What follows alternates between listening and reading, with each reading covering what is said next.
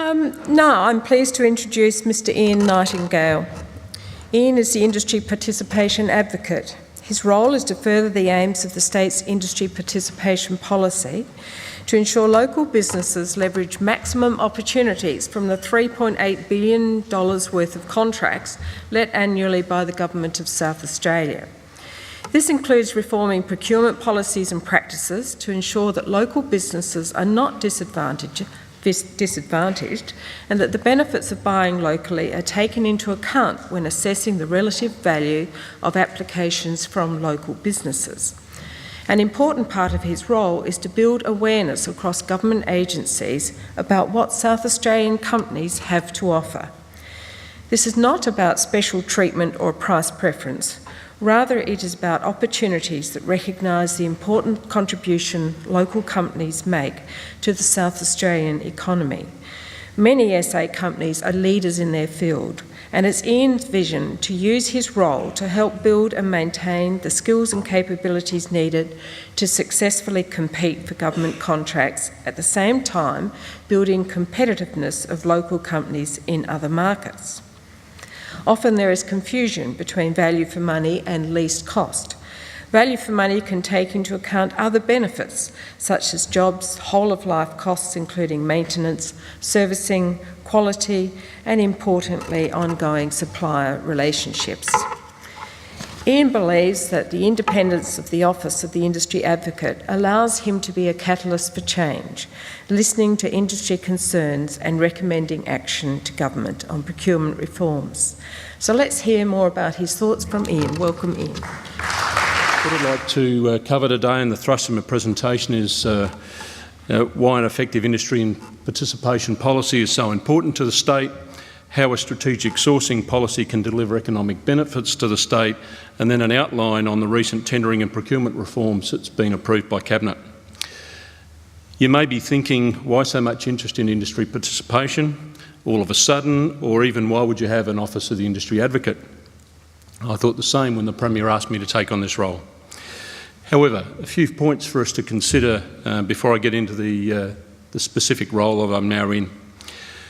If you think about it, the delayed effect on Australia from the GFC and the stimulus funding coming to an end from both the Commonwealth and the state governments has had and will continue to have a major impact on all of us.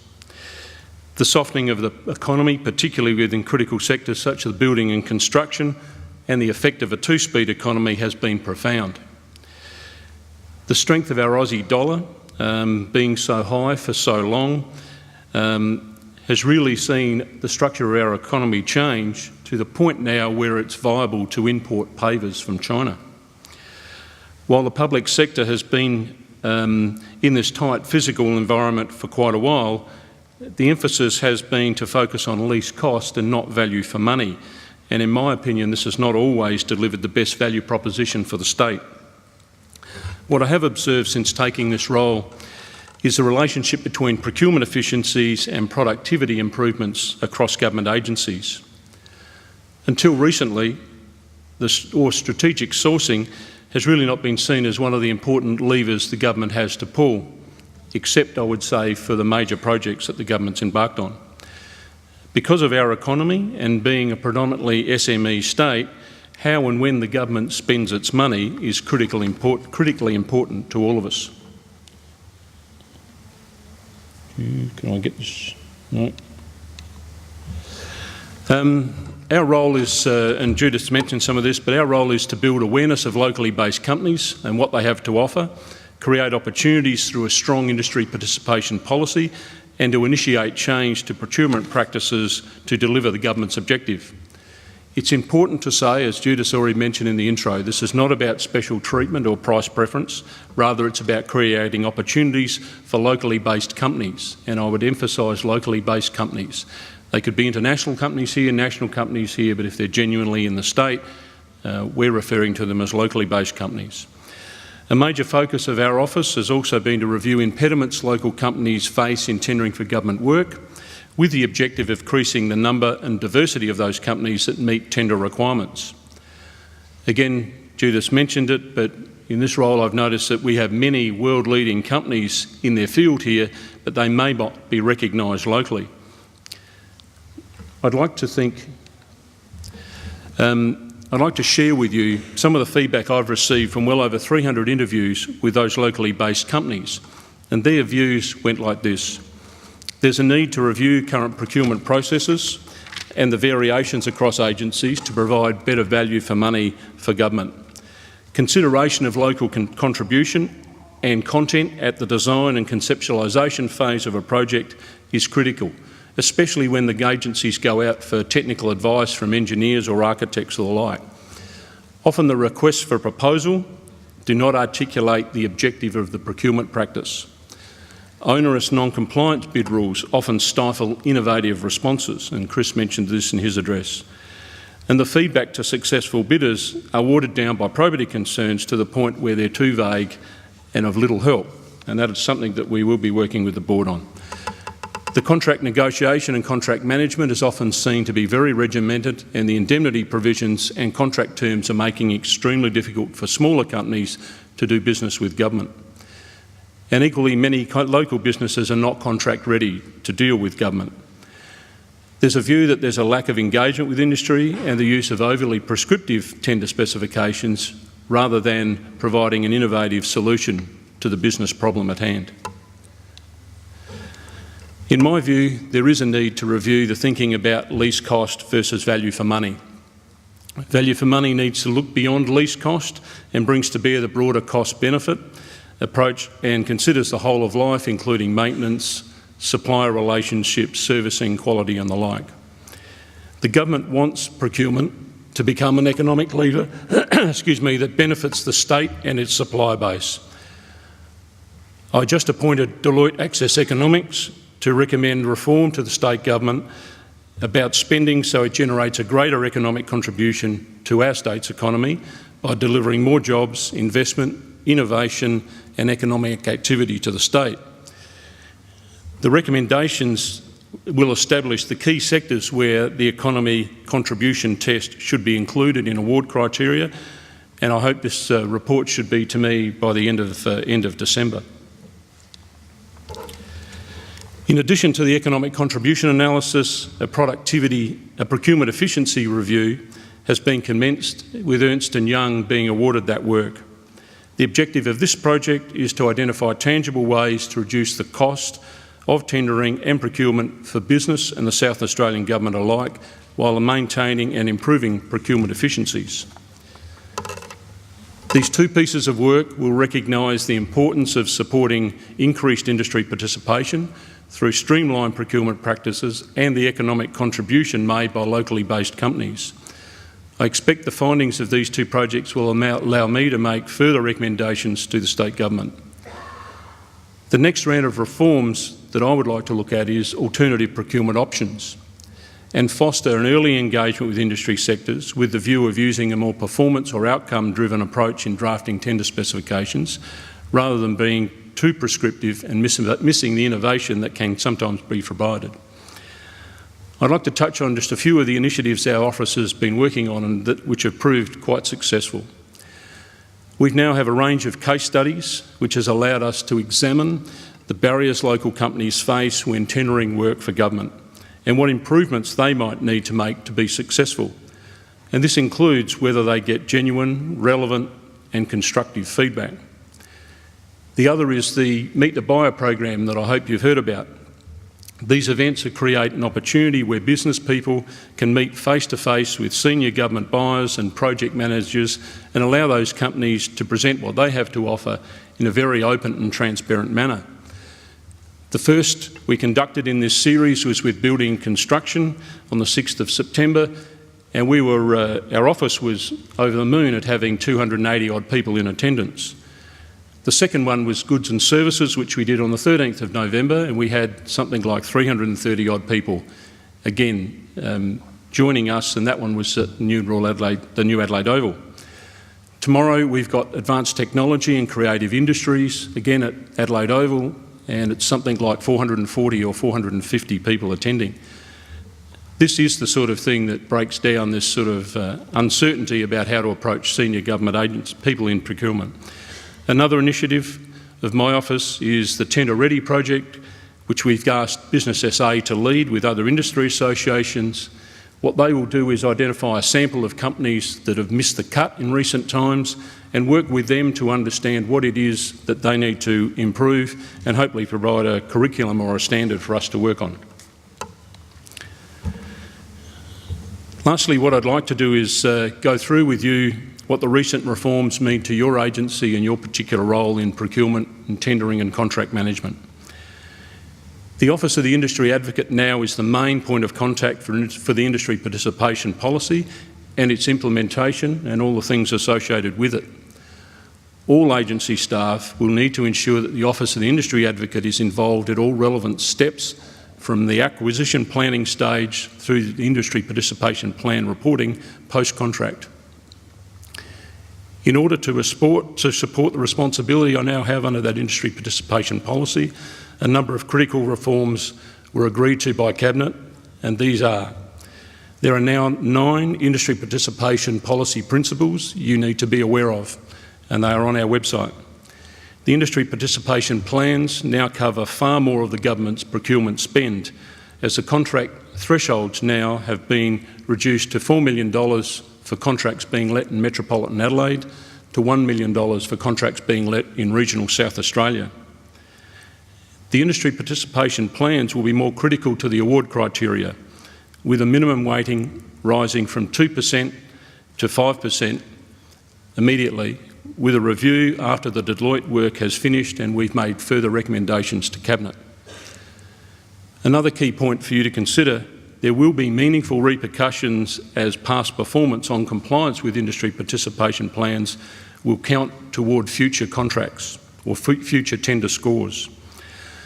We've updated the industry participation policy, and there'll be new versions of that circulated shortly. And also the DPC Circular 33 on industry participation will be updated as well. Cabinet approved a clause to be inserted in all contracts with industry participation plan provisions that give my position the responsibility to meet regularly with Tier 1 or prime contractors to review how the IPP commitments given in tender are being implemented.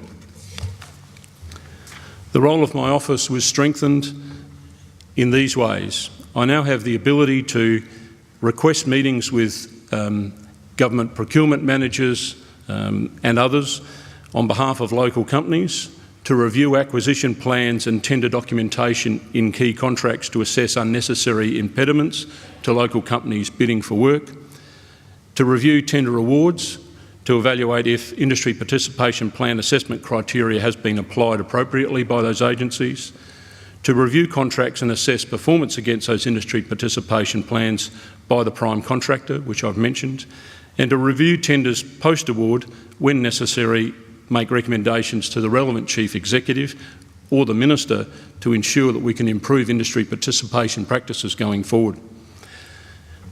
Chris mentioned the procurement guidance material that specifically takes into account the benefits of buying locally will be amended by the State Procurement Board and will require agencies to also amend their value for money guidelines to follow Cabinet's recent decisions.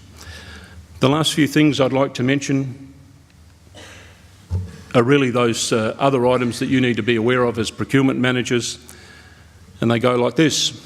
For all contracts valued at or over at 220,000 and above, the Industry Capability Network database must be used during your market research and your acquisition planning.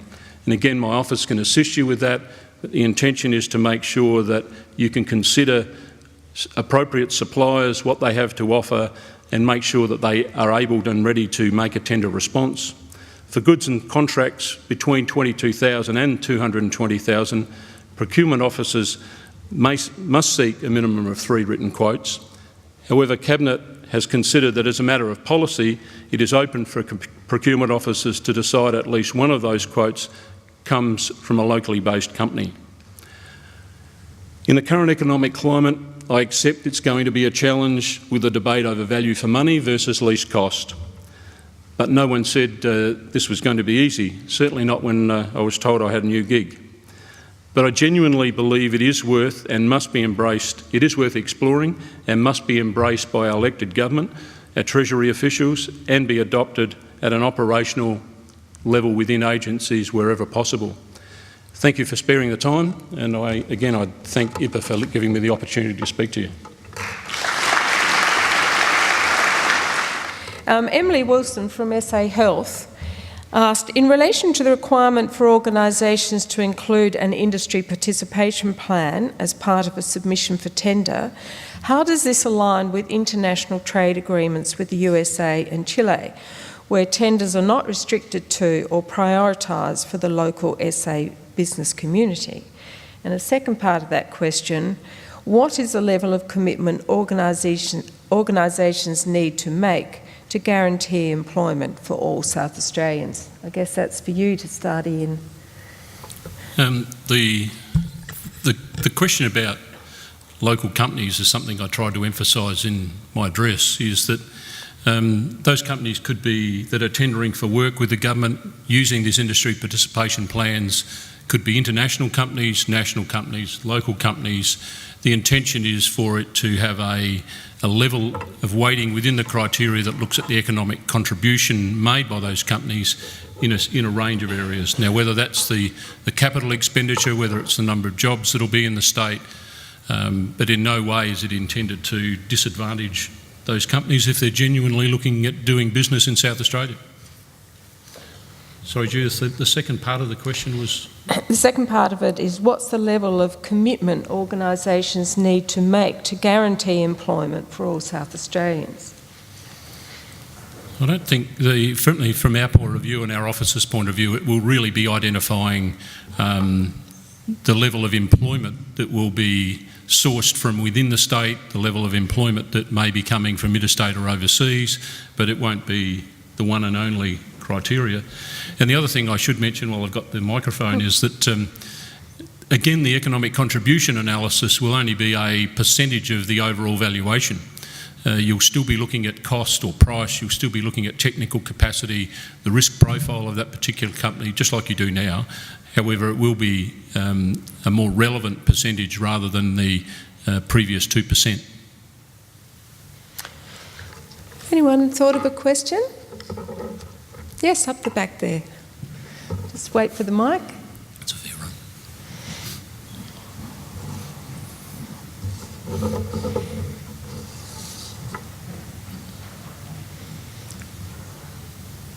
Hi, thank you. Peter Cornish from the Office for Recreation and Sport. Processes for government grants and procurement have many similarities. I hand out quite a lot of money in government grants to the not-for-profit sector. So I was just sort of wondering what ICAC and the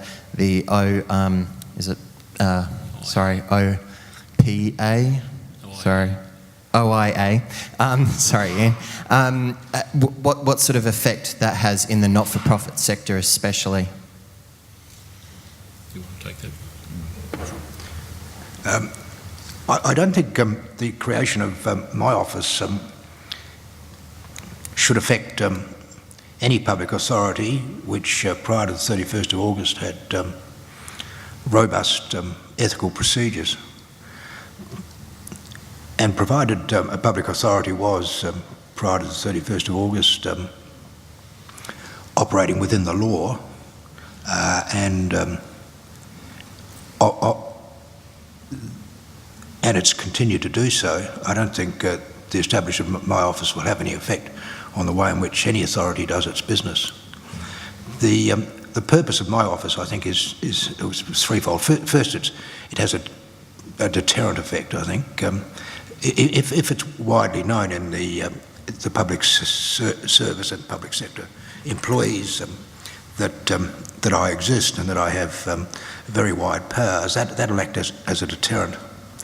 Secondly, I think investigations themselves will once they become, the effect of them has become known, will have also have a deterrent effect. But the third positive role that I can play, I think, is in education, and we have an obligation under the Act to educate the wider public service in relation to good governance. And that's something you'll see, I think, probably cranking up next year. Can I pick up the second part of your question? The Cabinet decision that established my office did give us the opportunity or the responsibility of looking at grants. To be honest with you, we haven't turned our minds to that yet because we've been flat out doing other things, but it's certainly possible, and that might be something that I'd recommend to government later about how we could consider how you could use similar objectives, if you like, in the industry participation plan and the industry participation policy we've developed, and as it applies to the way government issues grants to other bodies. It's interesting, though, that you mentioned about grants. The board has recently been having a look at grants and looking at the facts of a number of those. Would appear that some that are characterised as a grant at the moment are indeed a procurement operation. And so we'll be coming out with some guidance around that shortly. Thank you for that. Anyone else? Yes.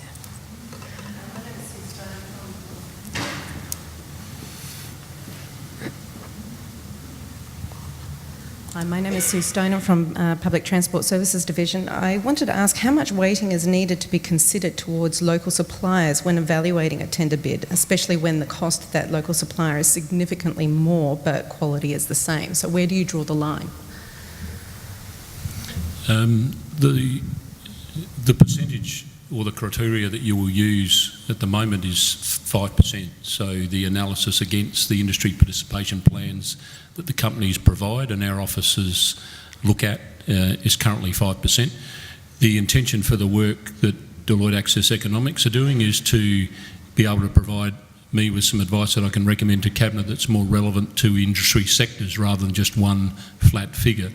And it's quite obvious that if we're looking about economic contribution and the impact on the economy, it will be different in the building and construction industry than it might be in the ICT industry. So at the moment, Cabinet have approved to increase that level from 2% to 5%. And as I said earlier, once the Deloitte work is back with me, then I'd be looking at making recommendations to Cabinet that are more relevant to the industry sector rather than a flat figure.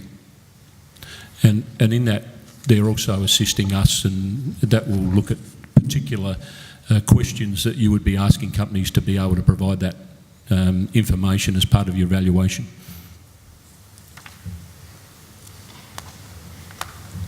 Anyone else with another question?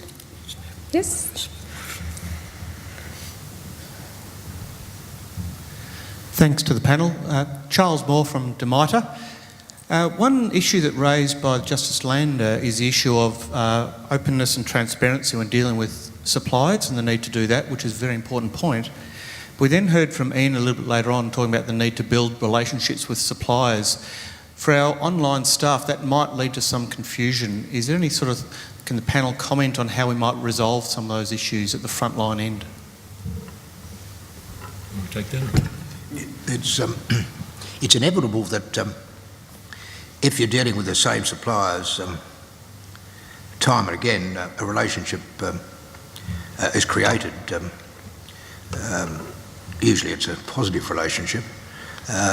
It's got to be, the authorities has to be careful to ensure that that positive relationship doesn't go too far, and that the procurement officers are not so close to the suppliers that the particular supplier gets an advantage over other suppliers, or that the proper procurement process is not carried through. As I say, it's inevitable that there will be a relationship, but it's got to be professional, and it's got to remain professional. And that might mean that procurement officers need to be moved around a bit, and new people come in. As I said, you might have new appointments to deal with old suppliers. And I think authorities got to be very, very careful to ensure that the inevitable relationship between the procurement officer and the supplier doesn't become anything it should not be.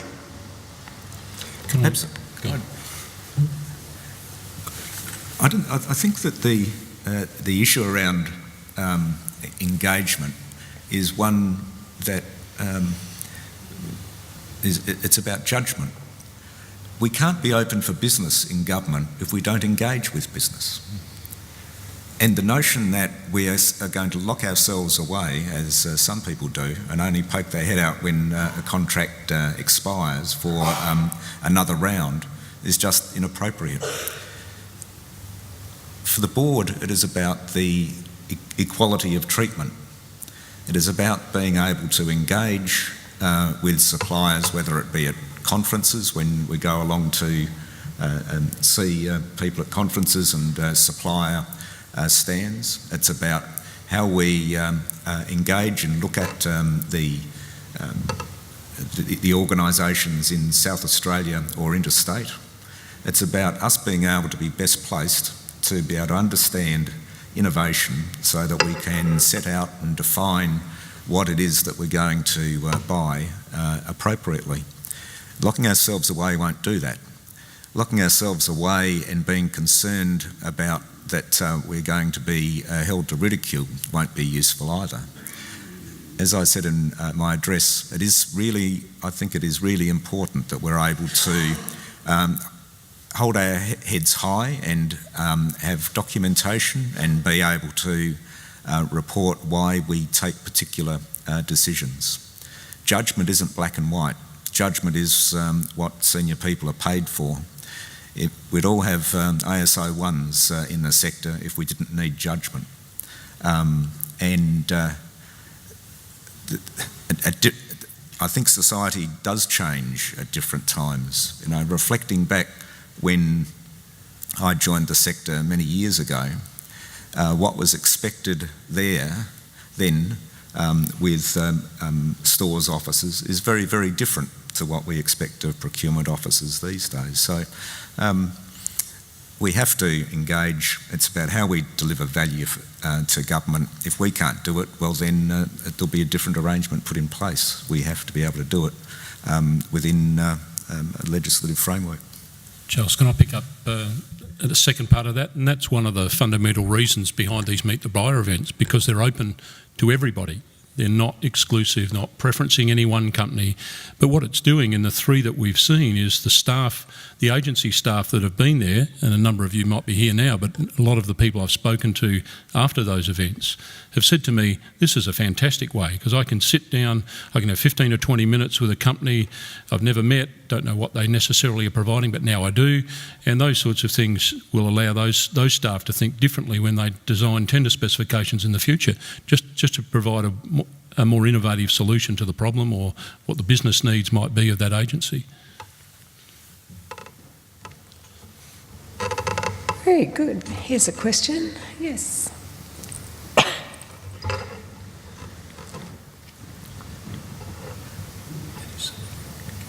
Chris Wellington from Wallman's Lawyers. This is a question for Commissioner Lander. With 3 months' experience in the job, are you able to the extent that you're able to, tell us what you've seen and whether there are particular issues with procurement coming through already? I can give you an overview. As I've said at other places, there's no evidence of any systemic corruption in South Australia that's been presented to us so far. All of the allegations of corruption are what I describe as episodic. Someone just apparently actuated by greed. I think the state is fortunate in that respect. We're carrying out more than 20 investigations in relation to corruption out of our office at the moment. There are issues of procurement, probably at the local government level rather than the state government level. But again, there's no evidence of any systemic corruption in South Australia. I don't expect that'll change. I would have thought if we were going to be told about high-level corruption, we would have heard about it early. But we haven't, and as I say, from the state's point of view, that's a very good thing.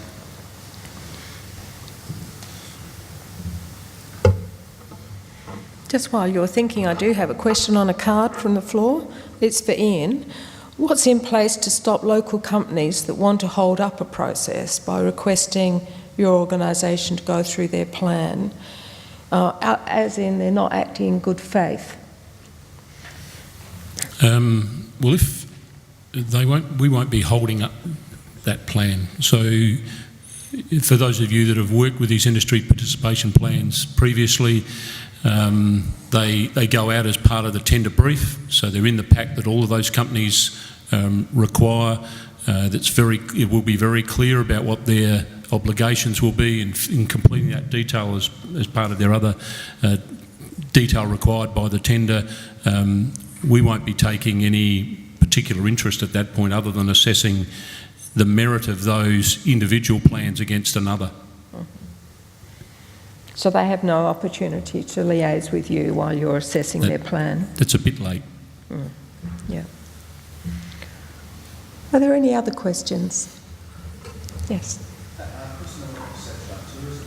just wondering, given the board's responsibilities under the Act and the role of the industry participation advocate in terms of reform of procurement processes, has there been significant discussion about the way that those reforms are developed and implemented, and where the policy, I suppose, line between the two entities starts and finishes?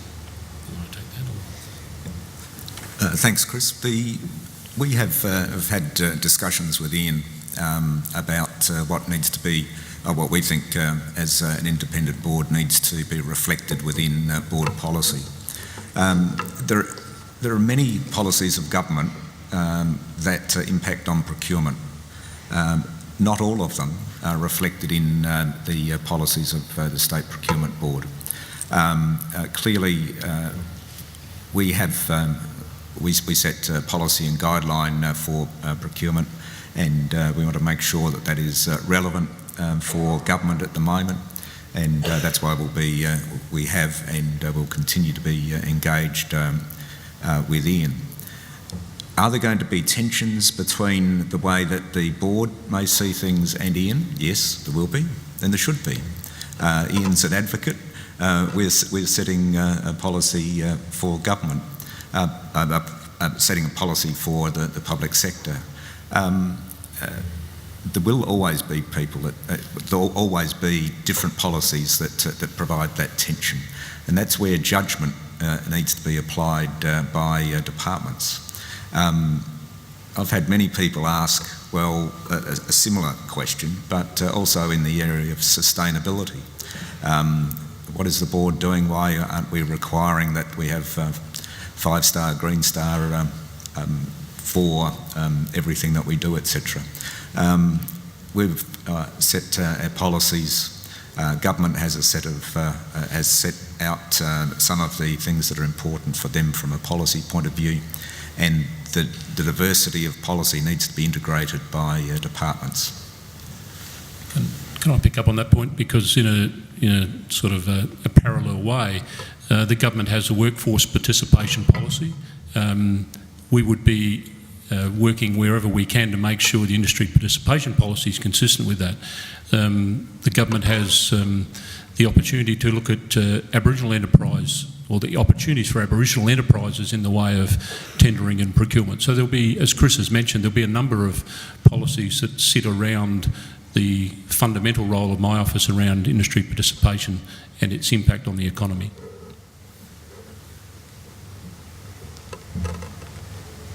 Anyone else with a question? No? I just have one last one then, perhaps for the Commissioner. Unlike corruption, incidents of maladministration would appear to have a direct correlation with capability. Does your office have a role in identifying problem areas or trends that would assist government in its capability development? I think it'll take a while to build up a profile from which you can make any deductions. I think corruption will be easy enough to identify because, as I said in my address, corruption is a criminal offence, or is a generic term for a number of criminal offences. Maladministration is different. I'm concentrating our resources on serious and systemic maladministration.